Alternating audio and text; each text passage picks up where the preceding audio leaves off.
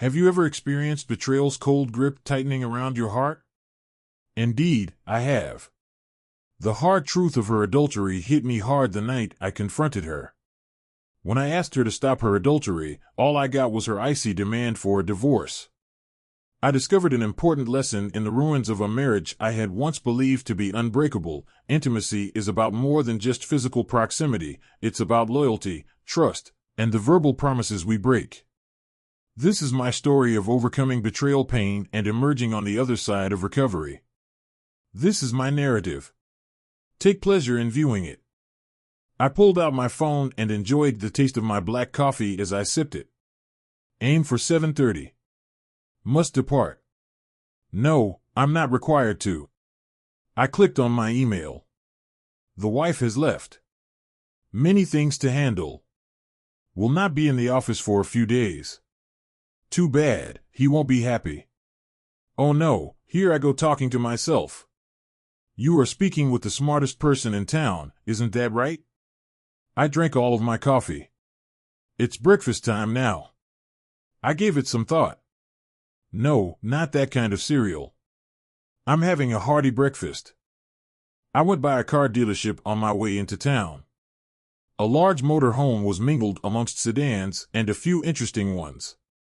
Among the smaller cars, it was noticeable even though it wasn't very large. I looked more closely, curious as to why. Only $10,999? It was the most expensive item there, despite its worn appearance. I just moved on from there. The small cafe on the outskirts of town was open and almost full, but I ended up seated at a table next to a big, bald man wearing a work suit bearing the name of a major corporation. The man observed my casual attire. Yes, please have a seat. Are you employed today? I gave a headshake. Nah. I gave the table a tap. Just learned that my spouse desires a divorce. Took a brief break. Possibly a bad break. Or not. And who's your boss?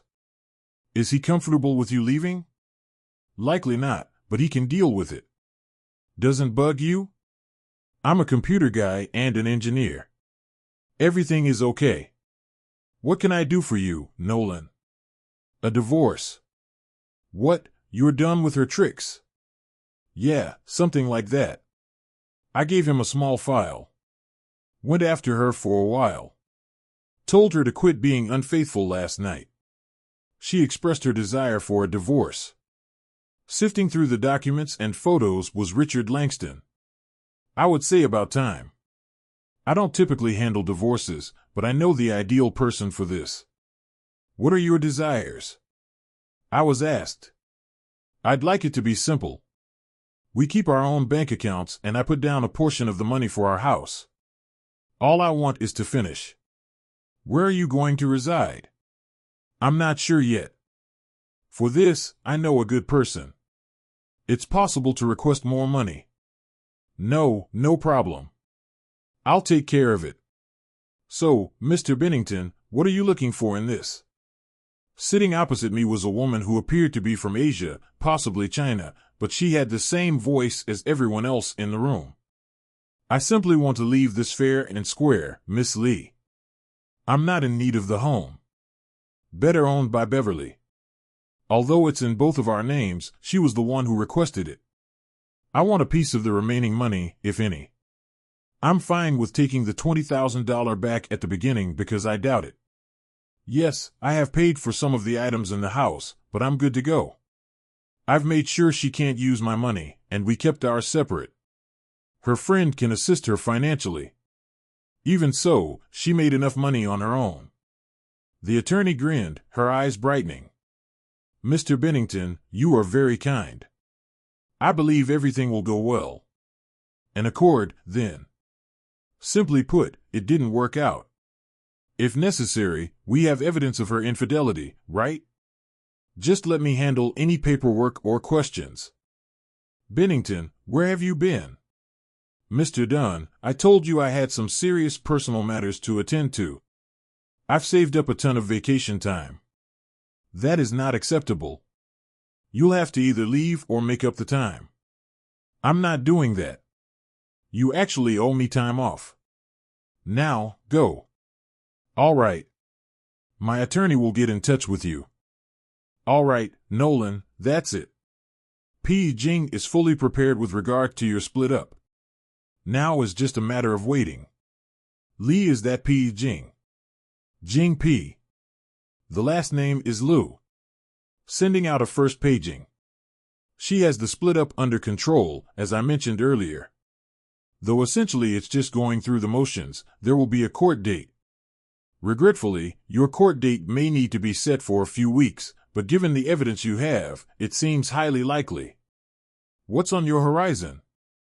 Acquiring a new home and/or employment? I don't believe so. I've been reflecting on my true life goals. I recently traded in my car for a bike. I'm currently eyeing a motorhome to tow the bike and spend some time traveling. After finishing the stack of legal documents, I glanced up at my friend. Is that all, Richard? That plus the fact that your house's value increased over time means you'll receive $30,000 very soon. You wish to have that in your bank?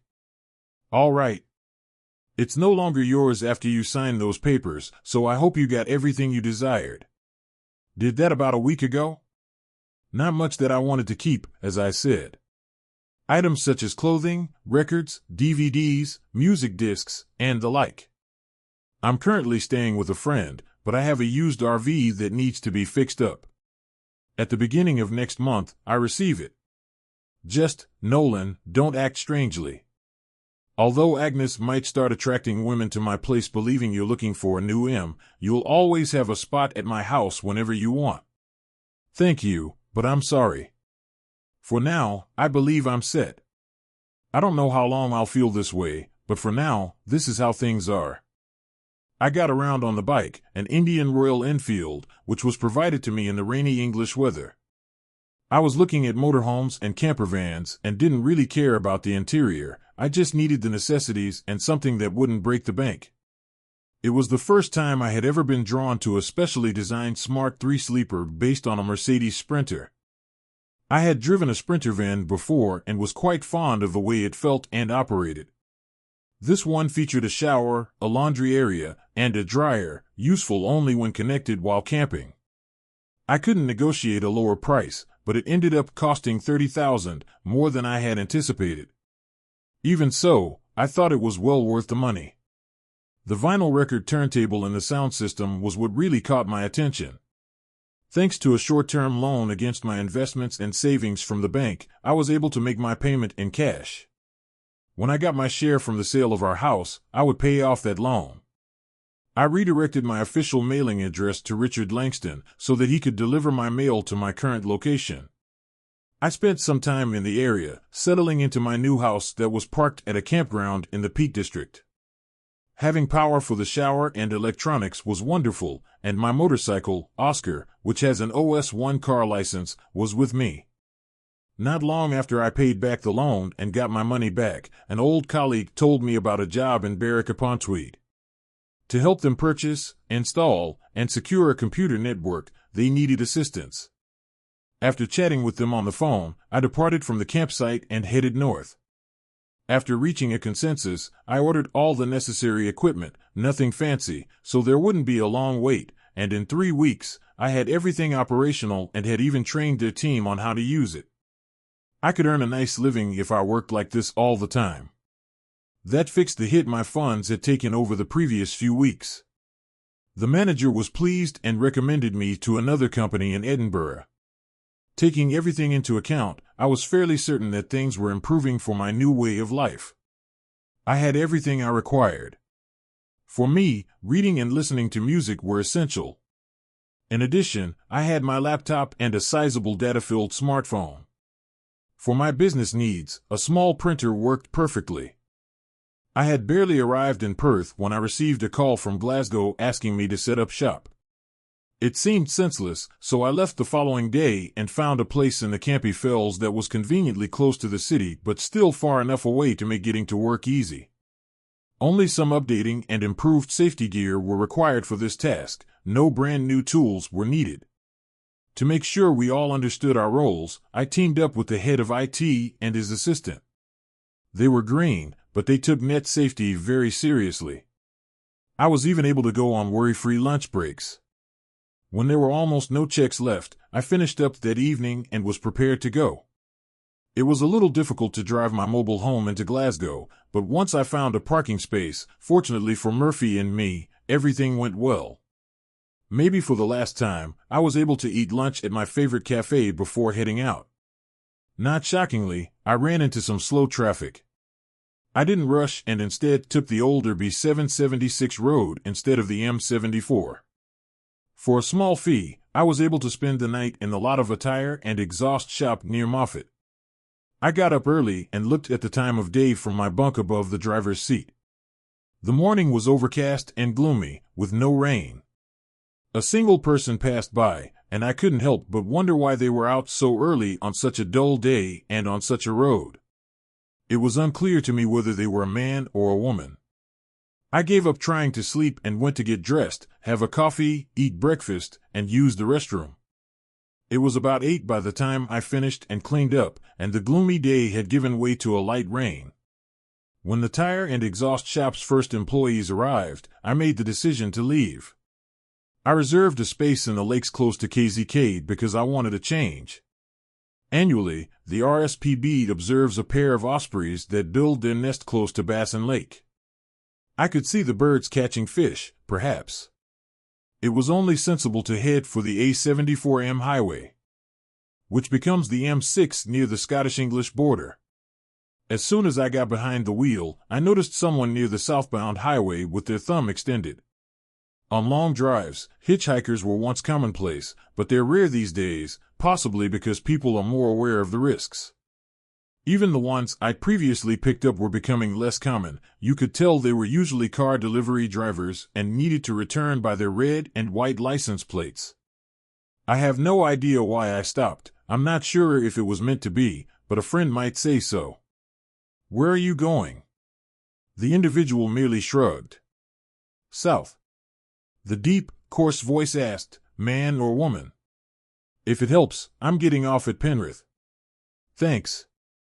There were now more cars on the road as we drove off after a woman, got in and buckled up. "Somewhere?" I asked, easy-like. She held back. "No, just looking for work, I guess." "Mind if I play some tunes?" She merely nodded slightly. "Sure, anything's fine." I switched the radio on. The automobile was filled with classical music, advertisements, and traffic updates. Leo Gregg was there, with Alison Balsam playing the trumpet. "You into this?" She also kept things casual. "Yes, I'm not into pop." "Look at the CDs that are there." I gave them a nod, but my attention remained on the road. "All right, this is nice." Although large, the car was not very roomy. Before long, I could tell by a certain smell that she hadn't taken a shower. "Hungry?" She spoke quickly. "I'm good," but her words sounded hollow. "I'm grabbing something to eat soon. You're welcome to join." She paused.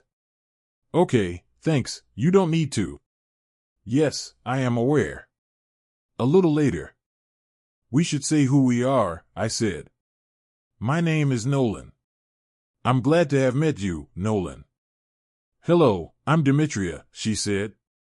I said, cool name." We had only been driving for a little over an hour when we pulled into Gretag Green, which was earlier than I would have usually stopped. However, I went to get some food and beverages. I had to reassure her that she could choose whatever she desired. I got her water, coffee, and orange juice. In the end, I had a sausage sandwich for myself. She ate quickly, trying to appear composed despite her obvious hunger. She turned to face me, her plate empty. She asked, "Do I smell right?" I turned to look again. "A little." "Have you lived on the streets?" She gave a nod. "Where are you going to go?"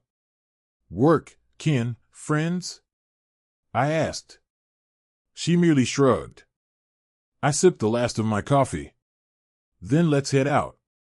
As we walked back to my car, the rain started to fall. It was light at first, but by the time we got inside, it was pouring heavily. I took a deep breath out. I muttered, driving seems pointless now. She appeared uncomfortable. Should I leave? What makes you believe that? Everything always goes wrong for people close to me and around me. Rain is nothing new in Scotland, and I'm not in a rush, I said. The beat of the rain lessened. We left the parking spot, I said, turning on the car. Chill. The heavy rain made it difficult to see, especially with the water the large trucks threw up. It seemed to me that they were driving too fast for the conditions. I maintained a safe 50 miles per hour speed in the right lane. Nolan, she said, hesitantly. This could be a risky move, she halted. I glanced at her, but her eyes were downcast. You wanted to ask if you could stay with me, or am I hoping too much? Hoping too much? I chuckled. Why wouldn't I want a nice young lady to stay? Perhaps because I've been managing with assistance from people I meet, she shrugged. That's quite direct from you, I said, taking a more serious tone. Truth be told, I wouldn't mind giving you a hand, and some company wouldn't hurt. Once more, the rain became intense, so I reduced our speed to 40 along with most of the drivers. You don't have clean clothes, do you? I inquired. No, I don't, she acknowledged. That's all right. We're going to Penrith to get some basics. Regards. I've got some cash, she said. She looked out through the damp windshield, her voice fading. With all of the water that the large trucks kicked up, which made it extremely difficult to see, I had to concentrate on driving. Even so, some vehicles in the left lane were still traveling at high speeds as I slowed down to 30.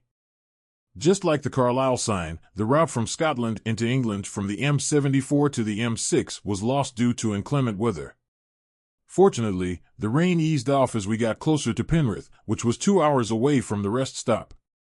We located a place in town for the Sprinter van. We locked up and headed to the stores. She made a stop at a discount clothing store. I questioned why this Yorkshire-named store was located here in Cumbria. She held my arm gently as I reached for my wallet. No, Nolan, I'm okay with just a place to sleep and food, please, she continued. She asked politely, and I could tell she meant it. Okay, but I can buy you better things. It's all right. All I need to do is wash my clothes. And Nolan, I have to meet in 2 hours to do something here, she said. I gave a nod of agreement. We only had breakfast together at one point if she decided to go for good, but I realized that I didn't want her to go. Return here in 2 hours? After agreeing, she entered the shop. I continued walking and studying the windows until I came to the town library. I read books and newspapers for a while, made the decision to buy fresh food, and then returned to the van. It was a little more than 2 hours. Without endangering my vinyl records, I prepared a sandwich and listened to Beethoven's Pastoral Symphony on CD. I felt calmed by the tea and music. I was about to nod off during the last section of the music when there was a knock. Come in, I said. The door opened a bit, and she looked in shyly. Sorry I took so long. Are you okay? Did you get done what you needed? I did what I could. I'm done for today. Come on in, Demetria, I said, my tone soft even though my words were firm. She smiled and came in, sat down across from me while music filled the room. When the music stopped, I turned off the player, stood up, and headed for the cab. Let's head out. I want to start setting up at the camping spot. The spot was by Skeeta, close to a lake. Demetria, I paused. Can I call you Demi? She tilted her head and then nodded. All right. I need to hook everything up. You should head to the camp's shower and laundry, get all that done while I fix things here. It'll take a while before we have hot water in the van, and the laundry machines here are small. The camp's facilities use coins. Do you need any? I have some. No, I'm okay, thanks, she replied. Makes sense, she took off with her towel and clean clothes. I got busy setting the van up, connecting water, power, and a drain for waste. I'd need to use the camp spot. You'd guess a young woman who hadn't showered in a day or so would take her time. She did, using quite a few coins for hot water. I finished setting up, made tea, and started thinking about dinner. Cooking was a bit tricky, but I figured out we could have sausages, mashed potatoes, veggies, and gravy. So I got the potatoes ready, chopped carrots, and washed broccoli. I sipped my tea while doing this. It was still early, no rush to cook yet. I was looking out the window at the lake hidden by trees and watched a crow on the grass when she came back. She tapped on the door lightly and waited for me to say she could come in. She picked up her bag and went to wash her clothes. I watched her go, thinking she was not tall, around 5 feet 2 inches, and looked a bit too slim, but she seemed strong. She wore a simple white shirt and light brown pants that showed she wasn't very curvy. Nice looking. I sighed and picked up a book, Alexandre Dumas. Not long after, she came back in. This time she didn't knock but looked a bit unsure. Our eyes met, and she looked at the few books I had out. Yeah, I said, take one if you like. I kept most of my books in digital form now, only a few on the shelf.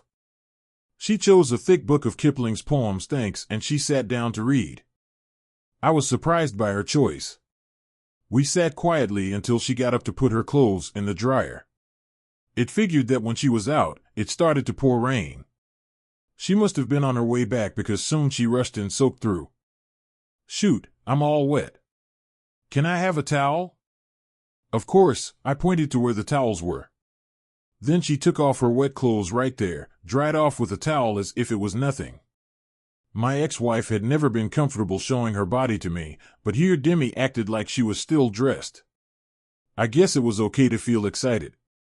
Luckily, the table hid it. She grabbed another towel, sat down across from me. I tried not to look too much. Look, if you want. If it bothered me, I'd cover up. Wow, that was a green light. I looked over her top half, her cute, not big breasts, and then into her eyes and smiled. Thank you. You're nice to look at, to me anyway. My chest is too small and my hips are too wide, she said. You're a lady. You're shaped like one, I replied. She took a deep breath, almost said something but just let it out slow. Thanks. She looked at her cheap watch and picked up her book again. After waiting a bit, she got up and struggled into her still damp shirt and pants. Got something to keep my clean stuff dry? I got up, went to a small closet near the washing machine and gave her a dry bag. Thanks, and she left again. The hard rain had stopped, leaving a light sprinkle. She came back less wet than before, did about the same thing but hung the wet clothes up to drip. Are you warm enough like that? I really cared. It was summer, sort of, but not really warm after the rain. Don't you like seeing my small chest? She asked. I do like it, but I care more about you being comfortable, I replied. She was quiet, then said, thanks, got dressed in some of the dry clothes, sat down, and went back to her book. Her stomach made a noise. Sorry, I laughed. You can't help it. Hungry? Yeah, no time to eat in Penrith. You should have told me. All right, let's eat early. In less than an hour, a bit before I'd normally stop to eat, we sat to eat grilled sausages, mashed potato, and steamed broccoli with gravy. Yes, simple. Just 2 burners, a grill, and a small oven to use. But you can make it work alone. I'd just zap a ready meal, but helping the girl, that's a plus for me. Would I do the same for a man? Maybe, but I'd likely let him keep going rather than share my space. And the other thing you're thinking of, sex? Nope, not for me. I'm just not into that casual thing. I could tell Demi was trying to figure me out. After eating, she asked about chess. Chess? What kind of girl is she? Not great, I said. Never got into it much, but there's a set in that drawer, I pointed, and other games too. Mind if she asked. Go ahead. You'll probably win, I said. I'll clean up first. I started to get up. Stay, you cooked. I'll clean, she said. so I checked tomorrow's weather on my laptop. When she was done, she looked in the drawer I told her about. Is this a recorder? She sounded surprised. Yeah, the small kind. My fingers are too big for it. There are more, different sizes. No big bass ones. They're too much money. You play a bit? Thought I'd play more on the road, but never did. It's been ages. She found the chess set, put the recorder back, and got the board ready. I hadn't played in years and never cared much for it. She seemed to know her stuff, even if a bit off her game. She beat me 2-1. I thought she let me win the last game. It was a long day, so I was ready for bed early. She seemed okay with that too, but when I made a bed for her on one of the seats, she looked confused. Is it because I was a prostitute? I have condoms, she said. I didn't know what to say. She looked upset. Demi, I started, almost slipping and calling her baby. It's what you are now that counts. The past is gone. But I don't just sleep with someone without real feelings. Sex means more to me than that. We just met today, and you're in a tough spot. It doesn't feel right to take advantage of that. Plus, I'm divorced, and it wasn't my choice to be. She seemed to feel better as I explained. She nodded. I get it, Diogenes. I think I found a good man. Thanks. When I woke up, Demi was up too, in warm pajamas, eating cereal at the table she set up after rolling up her sleeping bag. Morning, I said with a rough voice. Morning, she replied, looking up. Coffee, I mumbled, barely awake. She got what I meant. I didn't want to make noise and wake you, plus I don't know how you like your coffee, and I wasn't sure how to use your kitchen things, and just a t-shirt and shorts, I got D. We were quiet for a bit, just the sound of cereal being eaten. I finished my cereal and went for the coffee. Coffee? I asked. Yes, please. Milk, no sugar. She watched me pour the coffee. Hers a little less filled with milk added, and I set it in front of her. I've never ridden a motorbike. It's your choice. You can stay if you want. She looked at me, eyes wide. You'd let me stay here alone? You trust me? Why shouldn't I? Well, yes, but Demi, you're smart enough to know you have a lot to lose right now. You've got a place to stay, food, and a warm bed. It's comfy. I hope I haven't tried it. It's comfy, you're right, but a motorbike seems risky. Not more risky than depending on strangers, I said, and how risky it is also depends on who's driving. I'm careful, and Oscar is not too strong. Oscar, she laughed, a sound I liked. You named your bike Oscar? Yes, his name is Oscar. It's your call. You can stay here or try riding with me. If you don't like it, we'll come back. I only use Oscar, my bike, or walk. I won't turn off everything to drive the van until I have to move. Bikes are often heavy. Oscar is kind of light for a 500, but that's saying something. His rack comes down with a crank, and she looked on as I took off his cover, unlocked it, and turned the handle. It took a bit to get him off the rack and away from the van. Oh, she said as I moved him by, and she saw his number plate. So that's Oscar. Yes, but it fits him. You'll see. I fixed the straps, then got on Oscar and hit the kickstart. After a few goes, he started up. Demi got on behind me, unsure at first, and we took off through the park to the road. The spot where we joined the road was easy to get onto, and not much was going on, so I didn't slow much as I turned onto it. Of course, that made Oscar tilt a bit before I sped up, and Demi held on tight to me. I get why she didn't scream though, and was fine once we went straight. Oscar's an old-school single-cylinder 500 cubic centimeters bike. Sure, he's been made to meet today's rules, but he comes from a time when going 80 was big and not often done. I got us to 50 and into high gear, dropping gears for sharp turns now and then. Demi seemed more chill because she hugged tight and leaned with me in the turns instead of freaking out. At first, we went by the known spot for seeing ospreys at Doddswood not long after we left the camping place. It would likely be a better spot for bird watching, but I wanted to drive, and we could always stop by later. Now, the A66 goes around KZK, which I think is great. Not that I have anything against the town, just that driving through town traffic when you don't need to is no fun. We zoomed along until I spotted the sign for the lake view and parked. I adore the lakes. The viewpoint was just a flat bit of wild land sticking into the lake. After locking my helmet up and holding hers, we walked over to the lake. Where there's water, there's often birds. Ducks usually. Mard, coot, cormorant, gulls, I said. The first bird I saw was a brown-headed female merganser with her young. Mergansers aren't ducks, but they seem like it. I pointed them out to Demi and gave her my small binoculars. While she used them, I spotted what I hoped to see and tapped her shoulder. "What's that?" I pointed.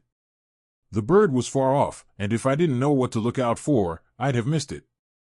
"Osprey," I said. "Fish hawk. It's on the hunt. I can't tell how, but it'll see a fish near the top, dive, grab it, lift it out of the water, then it fixes the fish to face front and back. Amazing." She gave me a puzzled look but turned back and found the bird with the binoculars. It was too much to hope it would come closer, but it did.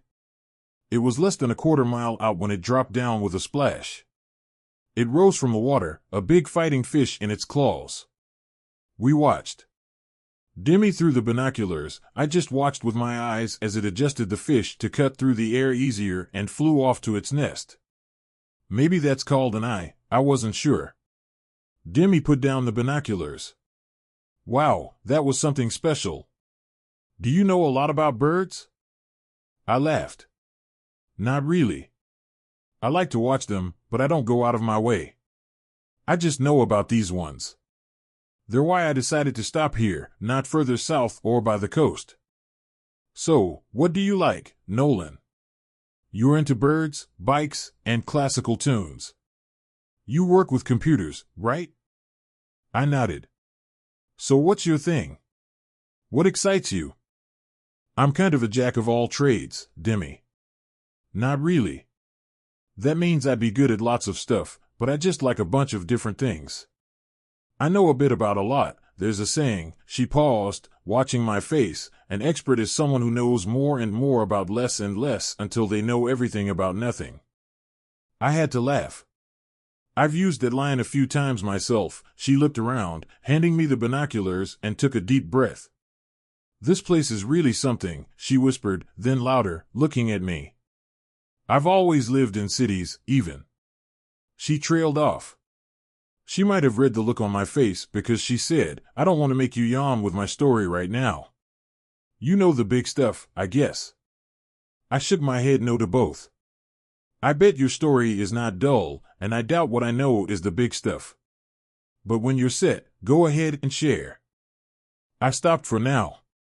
"I'm just glad you're liking today. We should think about food. We can head to KZK. Can we ride around the lake, make sandwiches back at home, my van?" You might be asking what's up with me. Some get why I'd hold back on sleeping with a young lady who said she sold sex, but that was just part of it. Some might think it's weird for such a lady to want to live in a van with a guy she just met. I thought so too, but I didn't mind. She was nice to look at, even if not stunning.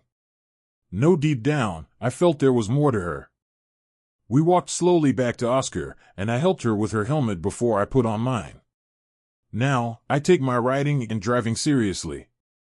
It means I focus on the road, but this time, I was laid back, going slow, making sure I didn't block anyone. The road ran beside the lake on the west side, and I could glance at the view as we got near the camp. It was not yet noon, so I went a bit more to where you park for the Osprey Watch. We parked and went up to the first spot to talk with the helpers there, then took the short but hard walk to the top spot. There, we waited our turn at the scope aimed at the osprey nest, just in time to see a parent come back to feed the little ones. Demi looked hard through a big scope set up for folks to see. She watched until she felt it was time to let others have a turn. Wow, who'd have guessed? It's cool, right? Kind of. I mean, that fish was alive, and now that bird is taking bits off to feed its young. Why are they not all the same size, though? That's what big birds do, I explained. The first one born has a better shot at making it if food is scarce. Sad, but it means at least one may grow up. If food's plenty, maybe 3 make it. Nature can be tough. She just looked unhappy at that. Hungry? I asked. Now that you say it, yes. Then let's eat. That is, if you've seen enough for now. At the van, we made and ate sandwiches. Then we took a slow walk up a hill. She wasn't used to walking much, but we didn't rush and got to see the lake from up high before we headed back. For the next days, we did fun tourist stuff. Keswick by Derwentwater is a sweet, small place. We rode a water taxi on the lake, jumping on and off. It filled most of our day, along with a picnic and an early dinner in town. We went to Cockermouth too. In 2009, Storm Desmond hit hard there, flooding it and the brewery making my best-loved beer. Glad to see it bounced back. Demi sometimes felt bad for staying with me, but I told her I liked having her around and getting to know her. Truly, it wasn't much trouble, though I might have stayed more than I planned. By Friday, though, the sunny weather turned. Instead of a blue sky with white clouds, the sky was full of dark clouds and looked very strange. It didn't rain until later in the day, which was nice. We stayed inside and made a stir-fry for dinner. I was about to suggest watching a movie on my laptop when Demi surprised me. You said you have recorders, she said, sounding curious. Yes, you've seen the small one. I also have a normal-sized one, a big one, and a very big one somewhere. I tried to remember where I put them. Can I? Would it be okay? It's been a long time, but I'd like to try, she said.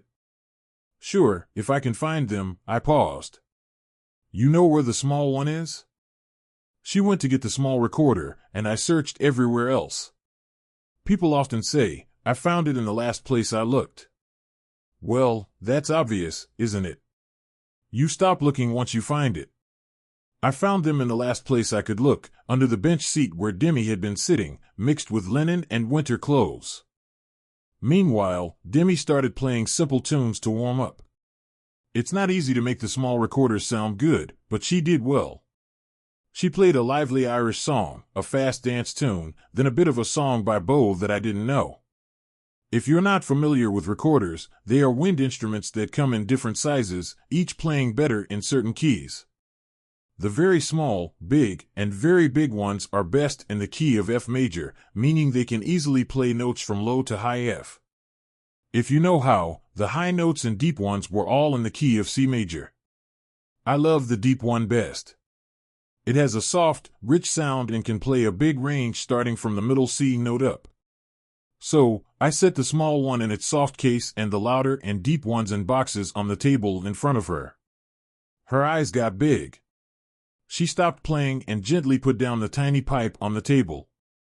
Her hand shook a bit as she opened the box with the loud one, took it out, and put it together. I tell you, and you may not believe me, you can make a great sound with a recorder. If you're not sure, just search for Anna Fuzek and Capella Anna on YouTube.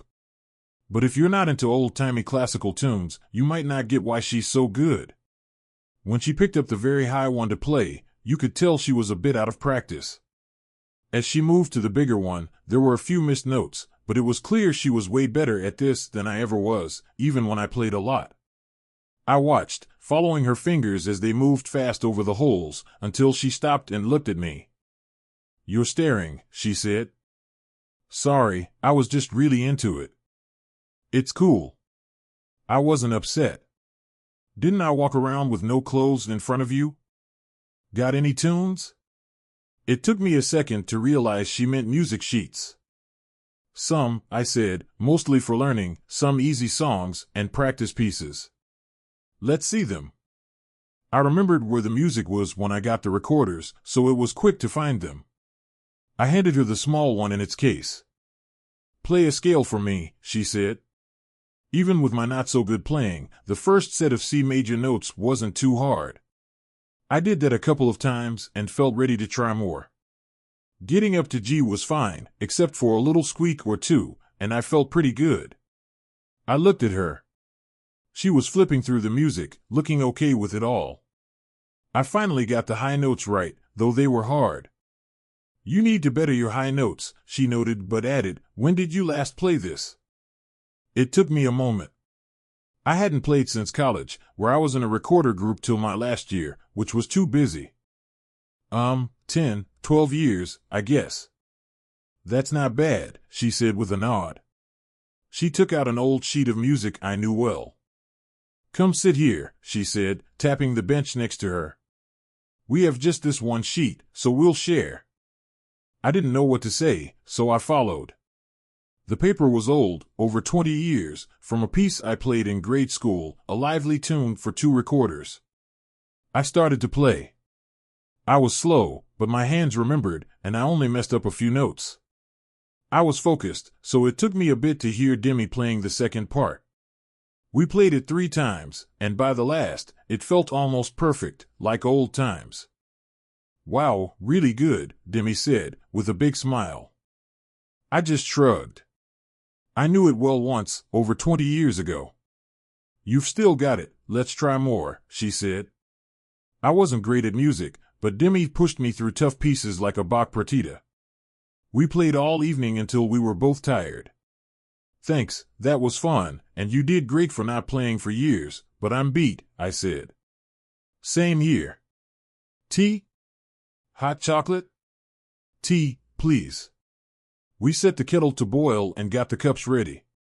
While we waited, I made us tea, and we sat side by side this time, not across from each other at the table.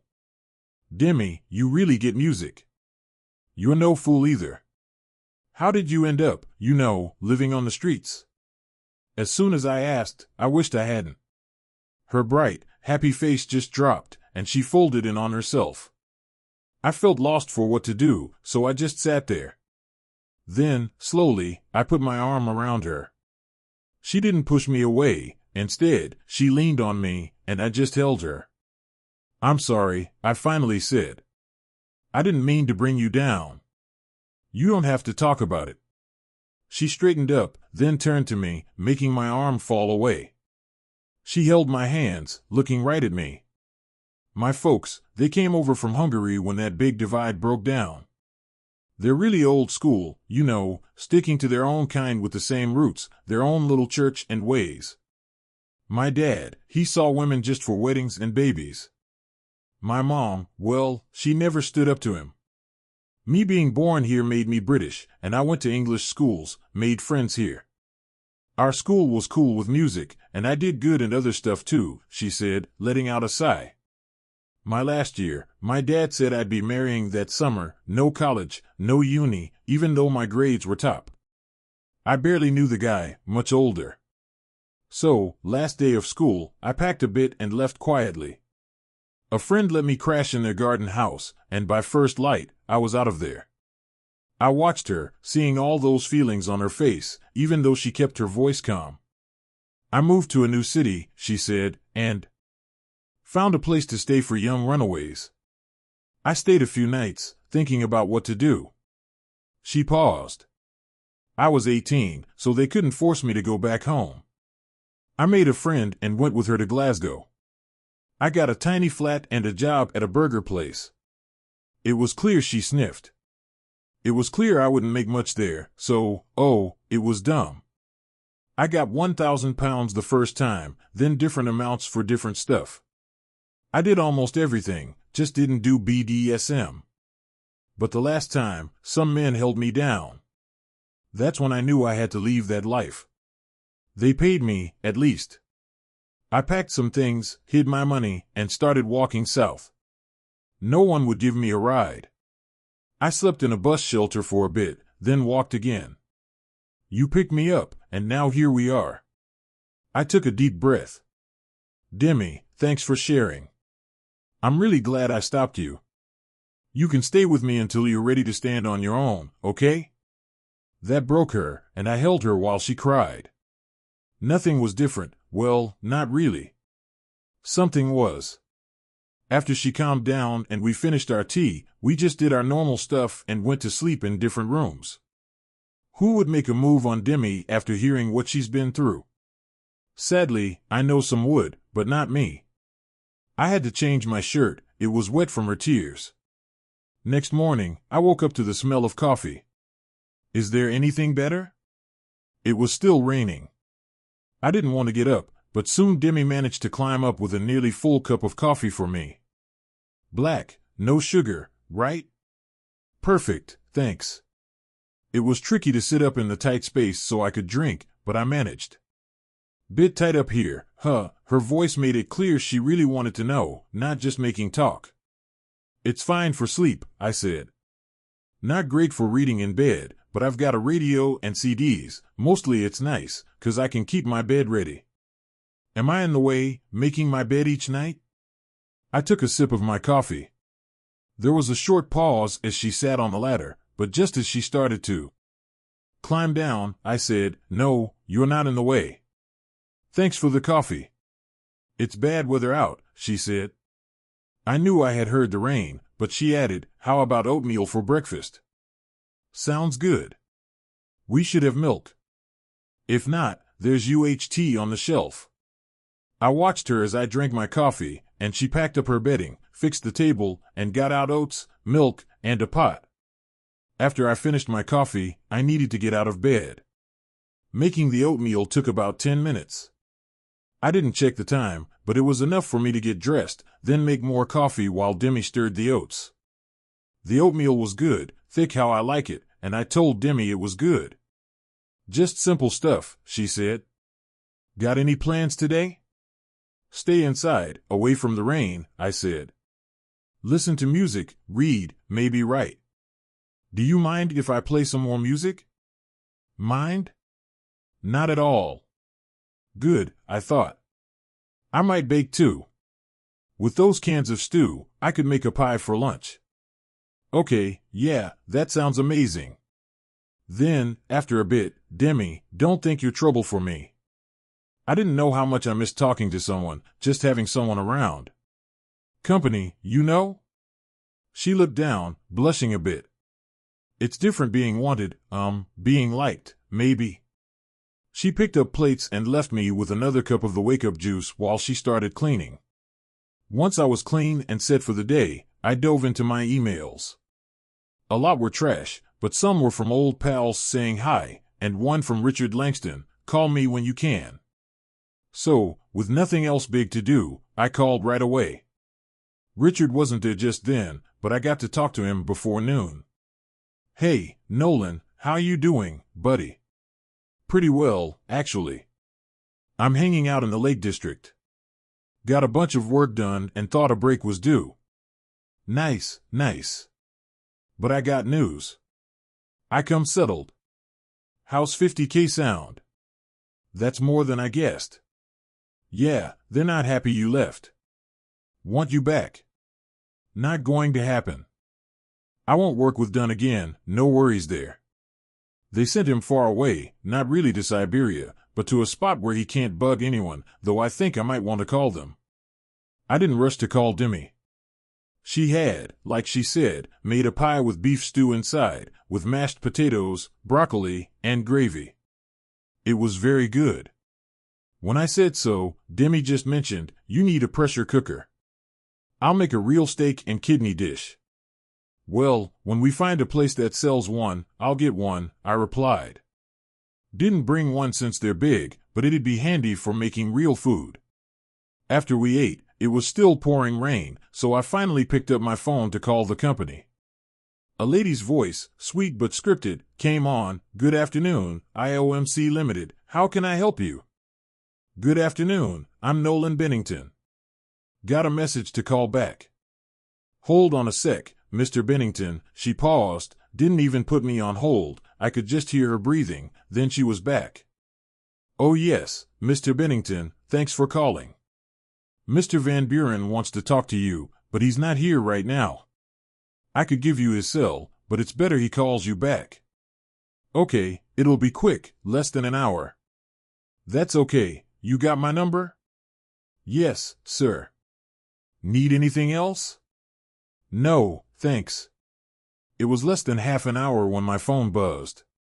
Hello? Hello, good afternoon. Is this Mr. Nolan Bennington? Yes, and who's this? I know.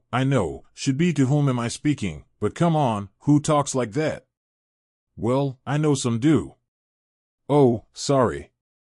I'm Albert Van Buren, head of IOMC North Midlands. Thanks for calling. I need to say sorry for what happened when your wife left. We were mad that Dunn didn't follow company rules on personal issues. He can't cause trouble anymore. Apology taken. My lawyer says you were fair in settling my case for leaving the job in a bad way. I'm happy he thinks so. We wanted to avoid bigger issues, but we also wanted to calm your fair upset. I'm not upset, actually. Leaving IOMC turned out good for me. Oh, I'm sorry. No, not about the company. I liked the work, and except for my boss, I was happy there. But I left a tough spot and a dull routine. It's been an adventure being on the move. I was hoping to get you back full-time or as a contractor. You'd get more pay in a higher position. I was stuck for what to say next. Can you visit us? We have things to talk about with you, he said. I'm far away in Cumbria now, and I didn't plan to go back to Sheffield soon. We can pay for your trip, and there's no rush. Maybe you can come by in the next 2 weeks. I'll think about it, Mr. Van Buren. Thanks. Here's my number if you decide to come. I have to go now. Bye-bye, and thanks for your time. I looked at Demi. Looks like we're heading to Sheffield. I want to stop by my parents' place on the way. Her face went stiff, then scared. Your parents? Don't stress. They'll like you, I think. We don't have to stay long, but they'll probably want us to stay a day at least. If it's too much, we'll just leave. I have to go to Sheffield anyway. I watched her think it over. When do we leave? Maybe Monday. I wasn't sure. The weather might be bad in Britain. Predicting rain often means it will rain, especially in Cumbria. Can we go through Penrith? I wanted to take the scenic route through Ambleside and Windermere, but since you asked, sure, thanks. It's just... She didn't finish and picked up her recorder. She started playing music from long ago, like Baroque and Renaissance. I liked it. It suited the music and my taste. Demi, she stopped to drink some water. You're really good at music. Is the recorder what you play most? She looked sad. No, I mostly played the flute, but I'm also good with the piano and can play the violin a bit. I really wanted to go to music school, but it just didn't happen. Exams, music, art, English, and math in my final exams, she said, a bit proud. I turned on my laptop and connected it to my phone. As she played her music again, I quickly found what I was looking for. Demi, she stopped and looked at me. Check this out. I pushed the laptop towards her. It was the Sheffield University Music Department website. Then I had nothing to do. My laptop and phone were busy, and I didn't want to read, so I did what many do. I made tea. When it was ready, I took my cup of Earl Grey back to the table. Demi wasn't scrolling anymore. She just stared at the screen. I drank my tea while she just looked lost in thought. Demi, I said softly, and she jumped a little. You okay? She looked confused, took a deep breath, and let it out. I'm not sure. Look, I stopped myself from saying something too friendly. I used to call my women friends sweet names, and they didn't mind, but I had to be careful with her. Demi, I said gently, talk to me. I can't, she breathed in deeply. Do you know about Tantalus? Yeah, I feel like that. Wanting a life I can't have. I reach out, but... Demi, take it one day at a time. Are you doing better than 2 weeks ago? Yes. I'm not going to keep you here against your will, but I'll give you a place to stay as long as you need. If nothing more, you can stay here till you're ready to leave. There's no rush. Demi, I like you and your music. You're smart, good at stuff, and look nice too. We can make a good team, I said. She shook her head, but the look on her face didn't mean she disagreed. Maybe she was finding it hard to believe. Come Saturday, it was clear we needed more things. It kept raining, and since Demi had no raincoat, I went to KZK alone to buy stuff.